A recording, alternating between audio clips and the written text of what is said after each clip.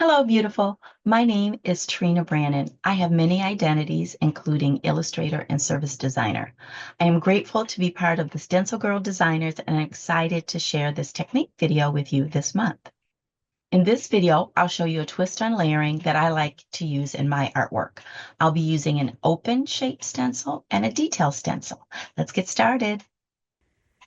For my supplies, my open stencil, I'm using a stencil from my couture collection, and for the more detailed stencil, I'm using a stencil from my tile collection, and I'll put the numbers on the screen. I also have some paper towels. I just always have paper towels. I may or may not need to use them, but I always have them.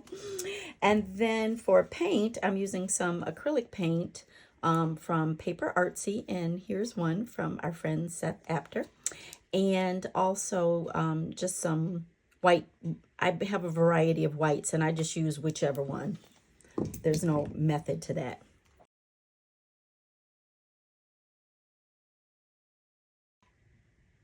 When I'm layering my stencils, I am mindful of the outline of the shape. So this is my shape. This is the detailed one. So I'm looking to adjust the detailed one so that I still can get my shape, because that is the most important part of the design for me. So I'm just going to place it, and I'm going to hold it with my hand, and you can tape it down if you want, whatever you feel comfortable with. I'm also using this little tulip sponge to apply the paint. So I'm just going to get a little bit of paint. I like to mix my colors. So I'm just getting off the bulk of the paint over here. I also like to get a little bit of white, not a lot, just a little bit. Okay, and then I am going to gently lay down color, being mindful of the edge of my open shape stencil, holding down the sides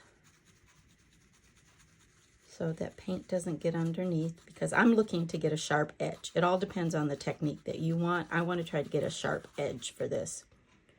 So when I need a little bit more paint, I just pick it up and dab off, because I don't want my paint too loaded, because that causes a risk for the paint traveling beyond where I want it to go.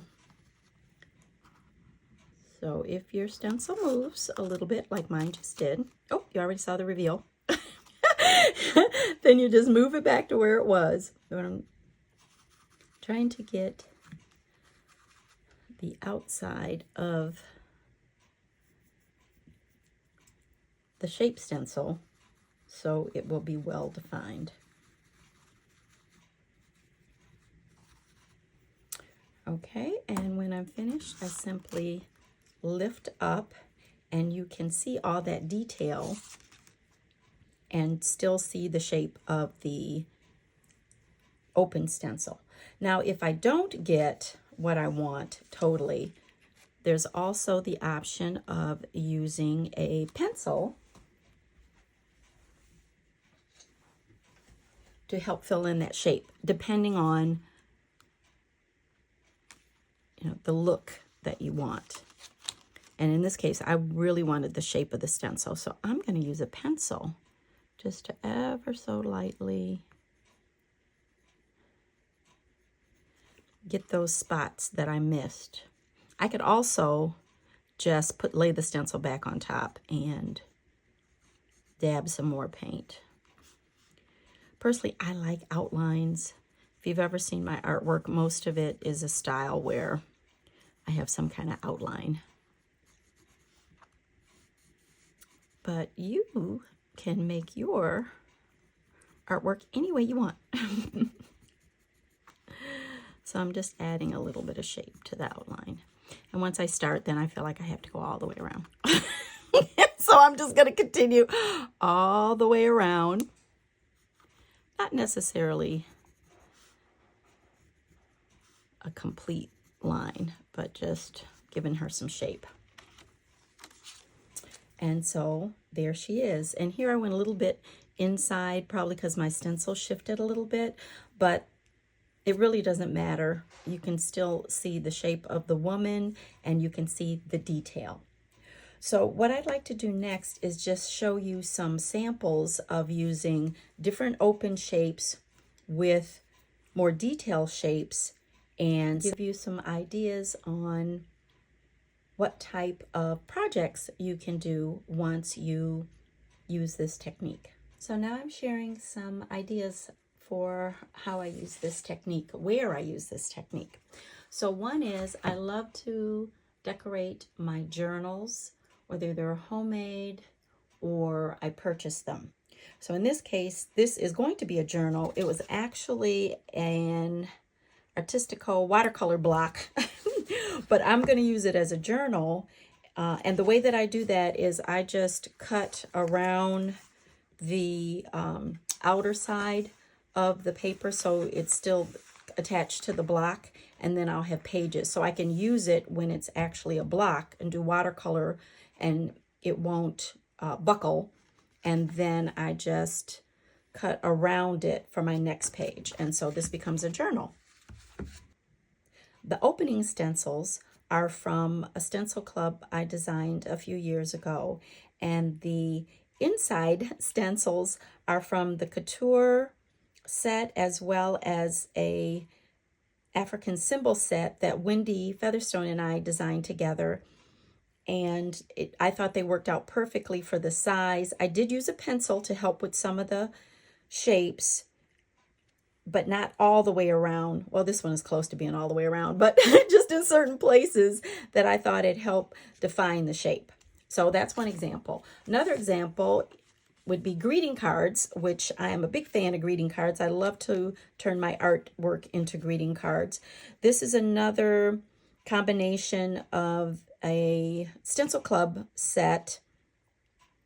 It's actually two Stencil Club set. One is called African Mass, and the other one is a more recent set that I was part of last year. So these are just one over the other, and I didn't know how it would turn out. I just did it to see how it would turn out. And sometimes, you know, you can't envision exactly what it's going to look like, but just try it and see if you like it. And I like the openings and how it crossed over. You'll notice here that I did have too much paint on my little sponge when I got to this part, but this is a great thing about greeting cards. And those of you that are experienced greeting card makers will know this. When you have a boo-boo like this, that's where you put the sentiment. So the card is perfect.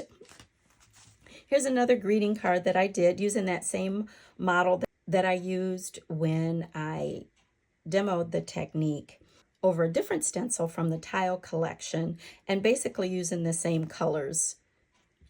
And then I can just add the sentiment later. For the woman that I used in the demo, I decided to create the same pattern on one of her dresses.